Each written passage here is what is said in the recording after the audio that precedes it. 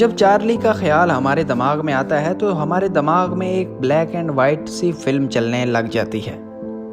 جس میں ایک چھوٹے سے قد کا انگریز آدمی ہے جس نے ایک تنگ سا کوٹ پہنا ہوا ہے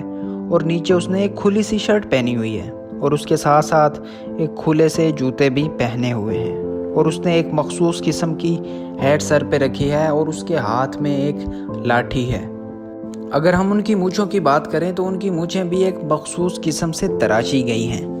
اور اس آدمی کی چال بھی مخصوص اور مزاحیہ سی ہے۔ اگر ہم چارلی کی ہٹ موویز کی بات کرتے ہیں تو اس میں the great dictator, Lime light, the modern Times وغیرہ شامل ہیں۔ ان کی تمام موویز میں دی سرکس مووی سب سے بیسٹ مووی ہے، جس میں ان کو آسکر ایوارڈ بھی ملا ہے۔ ناظرین، یہ ان کا پہلا آسکر ایوارڈ تھا۔ کیا آپ جانتے ہیں کہ ان کو اگلے آسکر ایوارڈ لینے کے لیے 40 سال سے زیادہ انتظار